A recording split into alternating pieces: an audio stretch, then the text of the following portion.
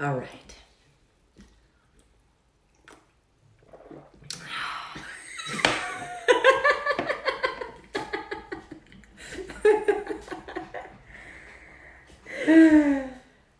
Good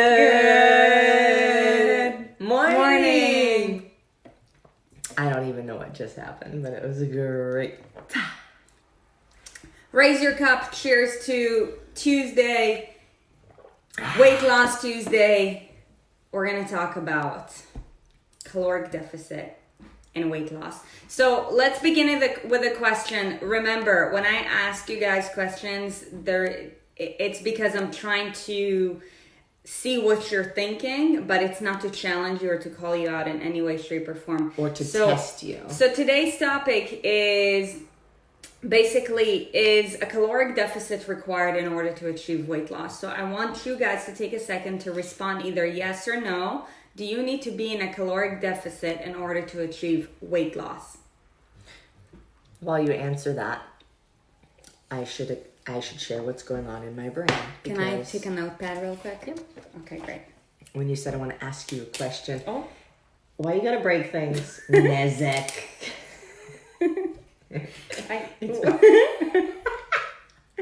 It's that kind of morning, huh? All right. Oh. If anybody's seen Medea, I know Medea. Medea.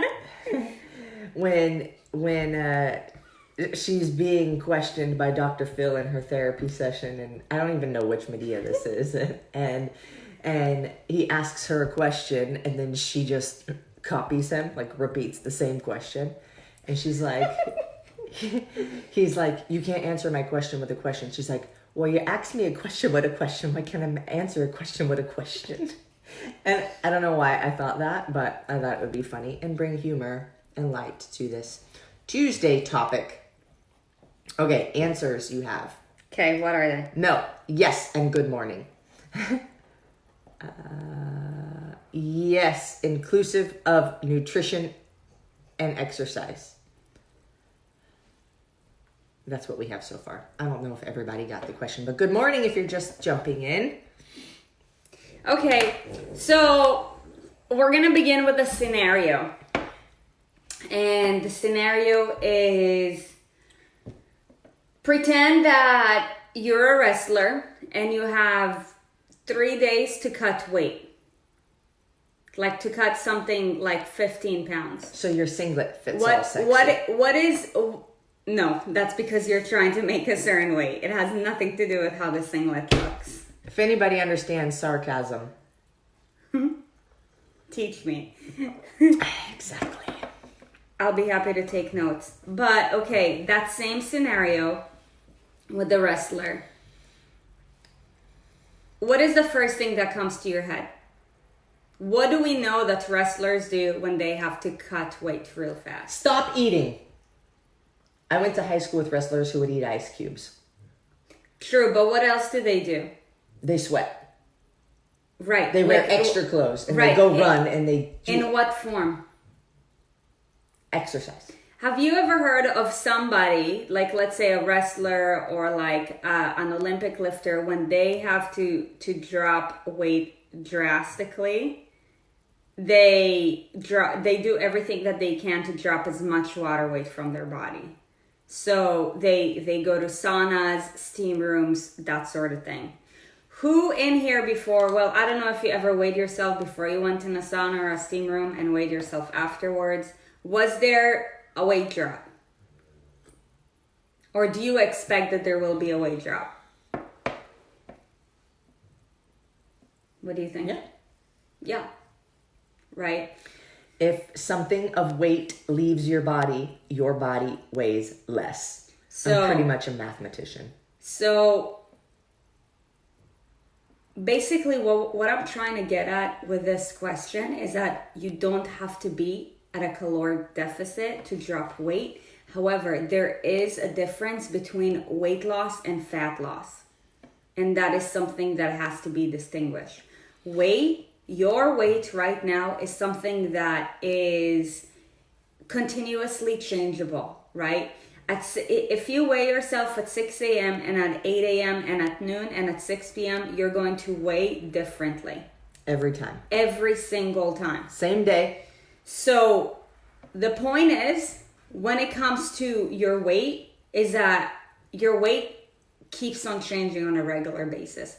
However, the term weight loss, as I would think when it's related with dropping fat, does that require a caloric deficit? Yes. In order to drop fat, you need to be at a caloric deficit. However, there are different ways that you can basically be at a caloric deficit. So for one, what is a caloric deficit? There's like a billion ways you can be at a caloric deficit. Right. So I want to talk about those. But for anybody jumping in the room, or if you're pretty new to this and you're not familiar with the terms, it's really important that you understand these. So a caloric deficit basically means that overall throughout the day, the calories that you expend, end up being higher than the calories that you put into your body.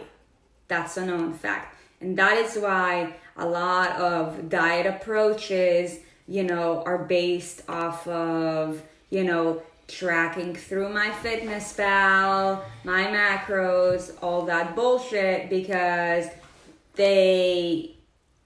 it's based off of this topic that in order for you to drop fat, you have to be at a caloric deficit. Okay, so now, what are some different ways that we can be at a caloric deficit? Eating less food. Eating less food is one. I think that is the approach that like most men thrive on. It's like your dad. For women, takes a little bit more time because we're more emotionally attached to our food. It's like, don't take my food. But for men, it's like, My dad. Did you see I love you, Dad, if you ever watch this. Do you see I lost some weight? I do. What have you been doing? I just stopped eating. Oh, okay. That is obviously... Or what do you say? I stopped eating lunch. That is obviously not sustainable. So that is one way. By the way, if you can think of any ways off of the top of your head, then please drop a comment. Tell us, what is one way that you approach a caloric deficit. So eating less is one, okay? What if we said that eating more vegetables is the other? Would you agree? You better agree. So vegetables are basically nutrient dense, calorie free. They have a trace amount of calories in them. However, the amount of energy that is required in order for you to digest the food takes more energy than the amount of energy that you're actually getting in a caloric form from the vegetables. Cool? Okay, cool. What is another way? Exercising. Burning more. A wise man once said, in order to achieve weight loss, eat half the amount of what you're eating now, move double the amount of what you're moving now, and you will achieve weight loss. Sure. Oh, wow. Nice. So go ahead. So exercise is another one. Okay. What are other ways? Pills. Oh my gosh. I feel like these are answers that they would think, like what would come to mind. I wanna see what they're thinking. Can I ask a question too? Sure. Maybe I should wait until after we talk about the different ways you can lose weight. Mm-hmm. You can ask a question. I'm still writing my ideas down to make sure that they don't escape. But I want to ask, these are just making a glare. My eye. Okay.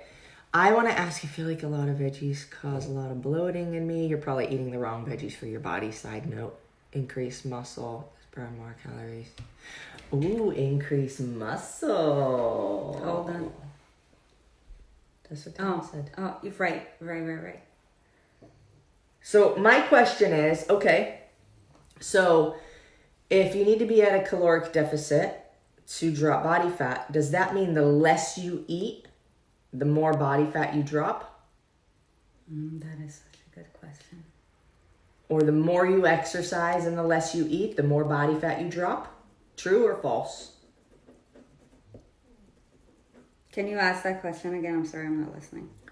Yeah, and I want to hear from you guys in the comments. I want a true or a false. The less you eat or the more you move, the more fat you drop. Wrong. I want to hear from them. Oh. I thought you asked me I that. said true or false. No, I don't meet my calorie intake. I either gain weight or don't move. No, false. I love it. Why false? Because this is a mindset that is taken on by so many people. If I, like my dad, I'll just stop eating lunch, right? Like if I eat less, I will lose more. And I love that you guys are saying false. Mark says no, because muscles need fuel. Stop asking the question with a question. So good. So I love that you guys are saying false, and it is the case, because you can either crash your metabolism, you can lose muscle, which then also crashes your metabolism. And your body then gets put under another amount of stress, which then increases cortisol. So there's several things that happen if you go too low. I just wanted to make sure you guys were not under the impression that we're saying go eat less food, and the less you eat, the more fat you're going to lose, because that's not the case. So for the record, I wanted to make that clear. So I want to do a quick recap of what we talked about, because there is a reason why we said what we said in the order that we said it. So far we said that there is a difference between weight loss and fat loss, and a lot of times people interchangeably use that word when they're completely different. So that's point number one. Point number two, in order to obtain fat loss, okay, the top of the iceberg ways that most people are familiar with is the eating less strategies, they eat more veggies, they eat more of basically calorie-free food strategies, and the exercise more strategies. So those will all work. However, your body is the most incredible machine ever and is amazing at adapting. This is why we've made it this far after hundreds of thousands of years of being attacked by dinosaurs, weird animals, and everything, because we're great at surviving. So know that your body is meant to survive, and whatever approach you give your body, like either one of these three, it's going to adapt.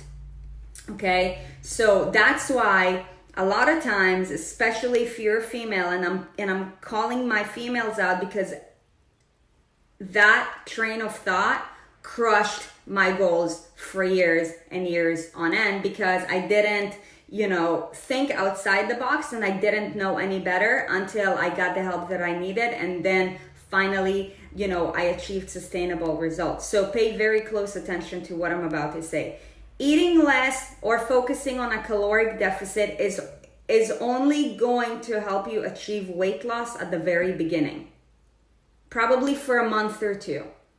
This can distort your thinking, because at the very beginning you're noticing more dramatic changes because you have more weight to lose, and then you start to hit a plateau. So you're like, what do I do next? Okay, maybe I now need to start doubling up on my cardio, or maybe I now need to go down to 1,000 calories a day. And you keep on doing that, and you're like, shit, what's going on? Like, how come I'm not losing any weight? Before I was eating a little bit more, exercising, but not as much as now. And like not only my results are stalling, but I'm noticing that, maybe I'm starting to gain weight. What's happening? Dude, by following this approach long term, this can literally crush your dreams and aspirations by crushing your metabolism.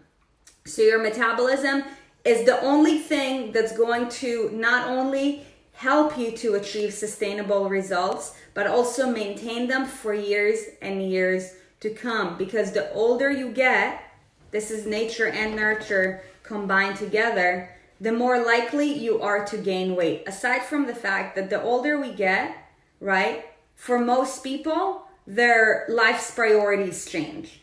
And that's why moms are normally heavier than non-moms, because suddenly your kid is your first priority, not your workout. That's just the reality of it, right? If you go into motherhood just, having a certain standard, then chances are that you're going to be more successful being a mom because your standards are already set. And maybe habits. However, there are exceptions. There are chances that your standards are going to lower down. Okay. But, it's important that you take ownership for everything that you do or everything that you don't do. So now the next question is, okay, now how do I boost my metabolism after my initial state of weight loss? And there is 3 different ways. The one and the most important one is mindfulness. You have to be mindful of what you're eating, how much you're eating, how you're eating. Right? And these are things that we talked about in other episodes. Like, eating while scrolling on your phone will make you eat more. Eating while you're being in front of the TV will make you eat more. Distraction. Because you're being distracted. You're not connecting with your food. I had another point.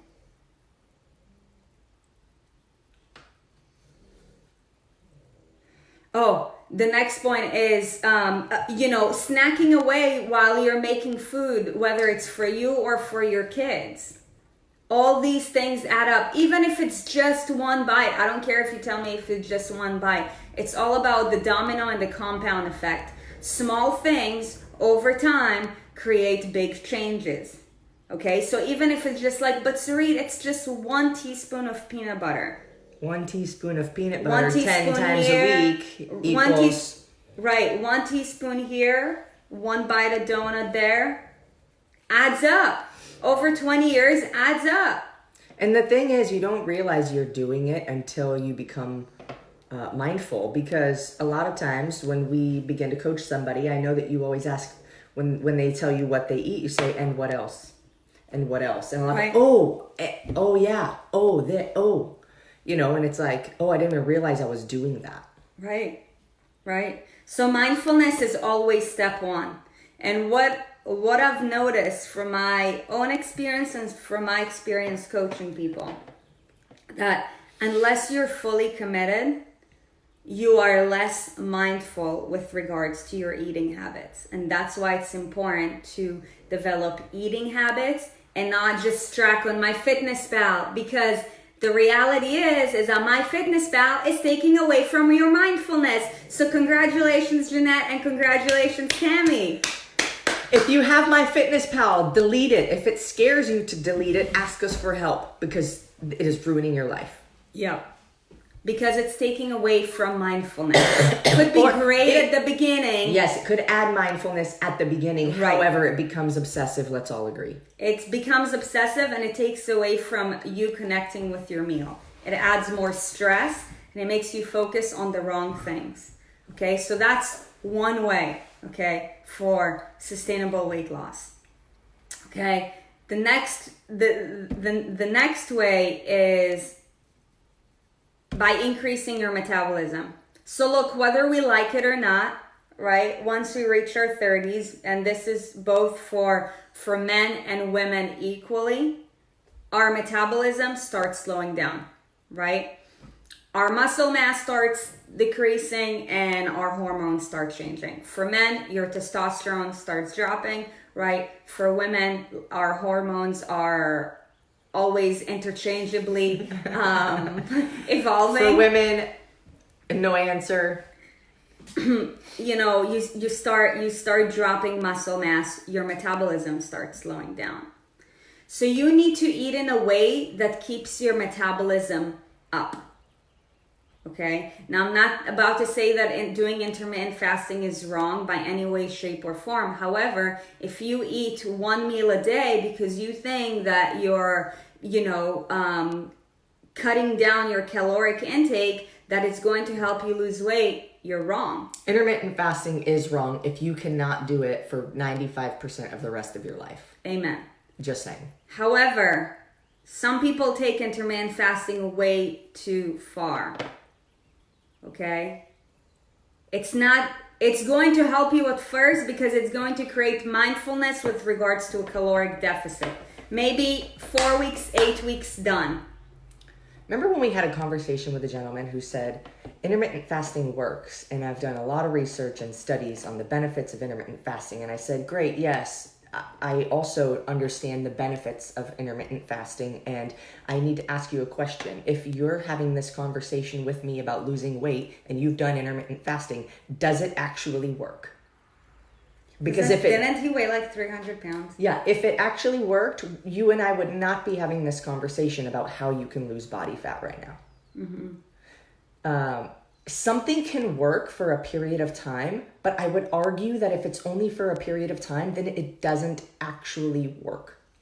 If it doesn't keep your metabolism up and running, it's not going to work. And this is not to bash intermittent fasting. It's just not at all. Most people take intermittent fasting too far because they think that because they have a smaller window for feeding time, that it's a free-for-all, that they can allow a little bit more peanut butter, a little bit more wine. Guess what? That's the kind of shit that's going to make you fat.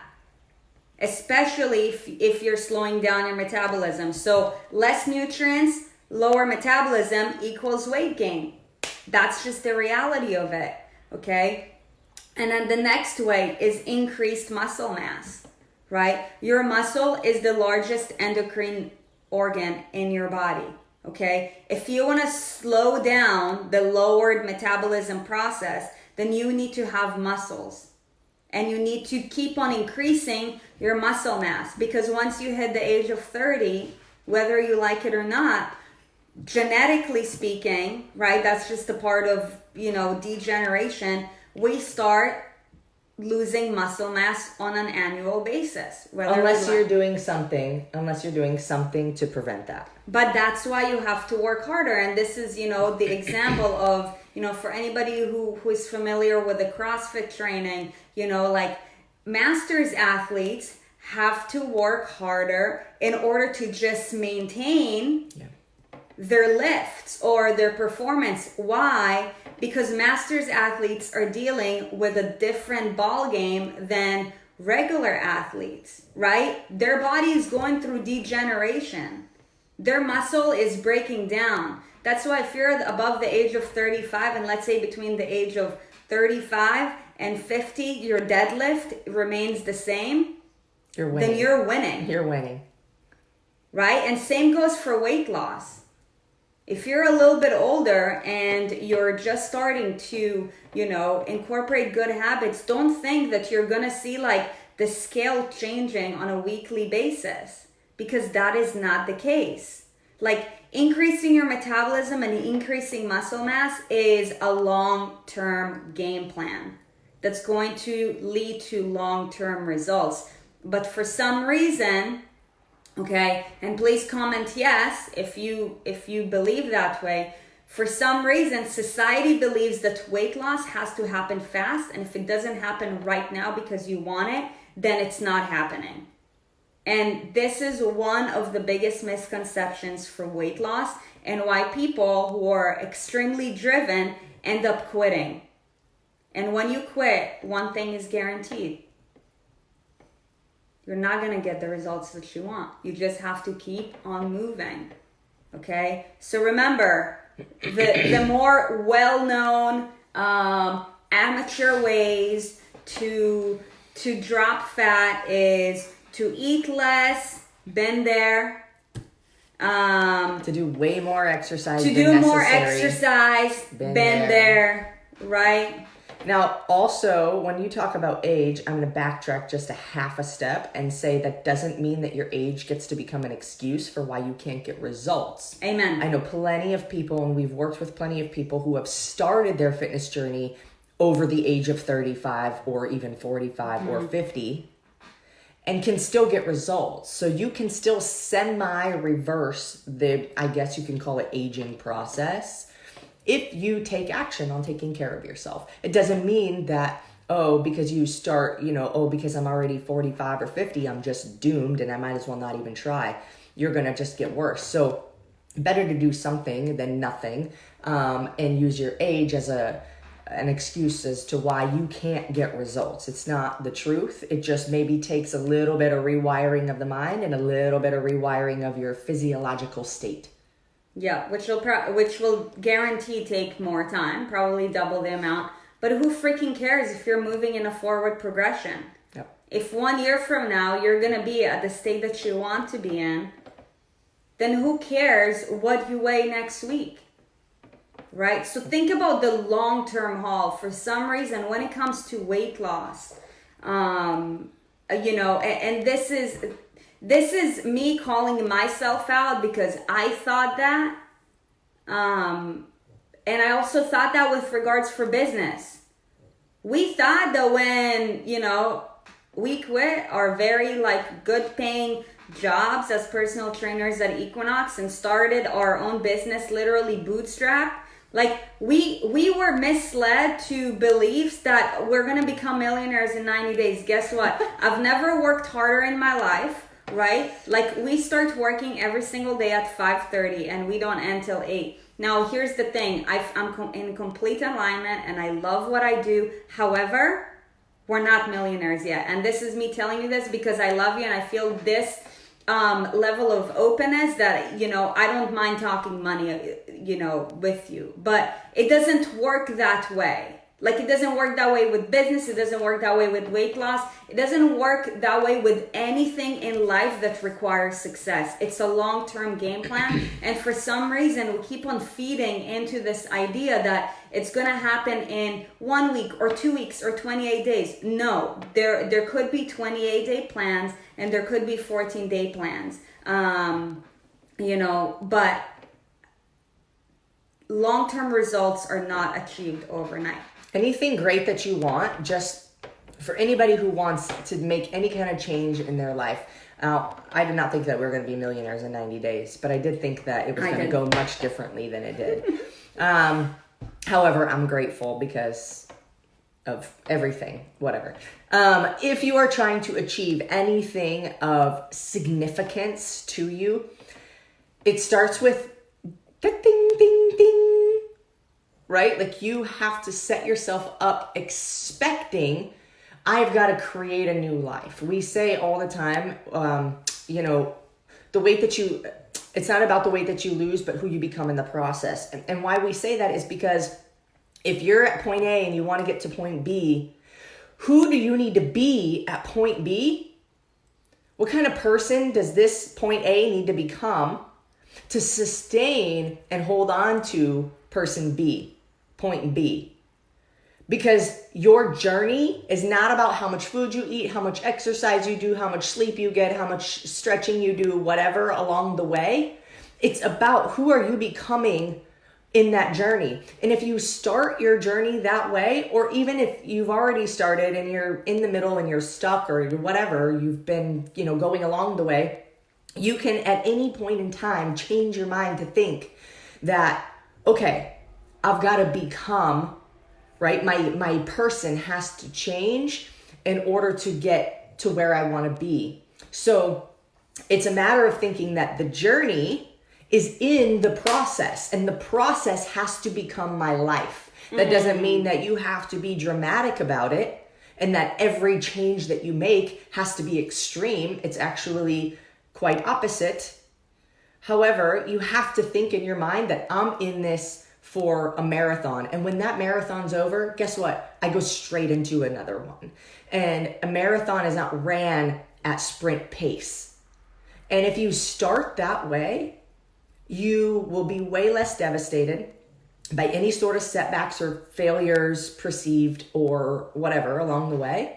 And you'll be able to make continual progress. And then when you look back at a year, if you're still in the room, I'm sure you are, if you look back at a year from now and you're like, wow, like the incremental changes I made, wow, look how far I've come. I know that Becky Jo also had a breakthrough moment in her head saying like, wow, I looked back and I was carrying my dog and I thought, I used to like weigh this extra amount, a few months ago. And I've literally lost 20 pounds, but sometimes we lose sight of what we've accomplished because it's been so incremental, but the difference within time has been very extreme, right? So anybody that you see who's like a huge success or whatever, you see these before and after photos or whatever, all of that was done over a long period of time. Never just ta-da, unless you cheat and you get liposuction or something like that. But still,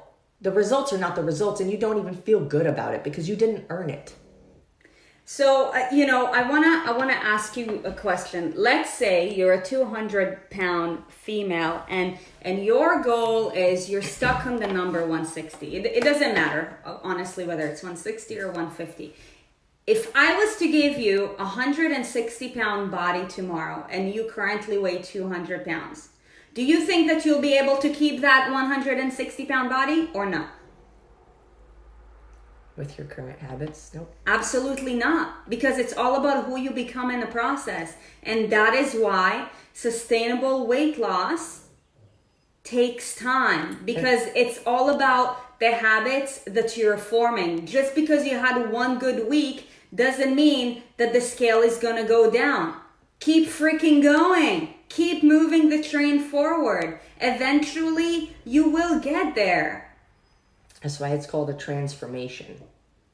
Because it starts here. Because if we're not making the changes here that change our lives, then I can give you the 160-pound body, but you won't be able to keep it. You'll be excited until you go back. That's why most people who win the lottery end up being broke a year later. They were given however many $1 million, but they didn't know how to earn it. Mm-hmm. So their habits literally got spent. Mm-hmm. The same thing goes with eating. Mm-hmm. It is absolutely no different. Okay, so your habits will shape you. So just this train of thought to physically. Transformation Tuesday to help you think in a sustainable, successful way. Just because you had one good week doesn't mean that your body is going to like completely transform itself. This is what you need to practice on and what you need to keep on changing and progressing on a weekly basis. And within a year, you're going to look back and you're going to be like, whoa, I feel so different. I look so different. Right? But this is a journey, and your success happens throughout the journey, not when you reach the destination. Because when you reach the destination, if you've done it right, it changes. The pot of gold keeps moving. Yeah. Amazing. That was a good one. We hope that you found this helpful. If you did, please share it. We know that the information that we're providing here is so insanely valuable and is here to transform the world. We're doing this because we are on a mission to transform the lives of millions through the same movement, nutrition, and lifestyle habits that have transformed ours. Okay, today was a completely transformational topic. Also, just a reminder that Community Builder Challenge is still going on until tomorrow night. So if you found this useful and you're like, oh my gosh, when I was hearing all of this, I was thinking about Linda and Christine and Margaret and and Alex and Janice and whatever. Like invite them. And first and second place are going to be rewarded. And we want to reward you for taking your time to invite those people into the group, because we know that what we talk about in here is gold. Okay? Like our faces right now. They're very glowy in this light. Yeah, because of the sun. So, thank you for joining us. Invite all the people we think will be a good fit. We're here to transform you and your friends and your families and your communities, but we need your help in order to do that. Connect us with them. We want to reward you. We hope you have an amazing day. We will see you tomorrow, 6:30 a.m.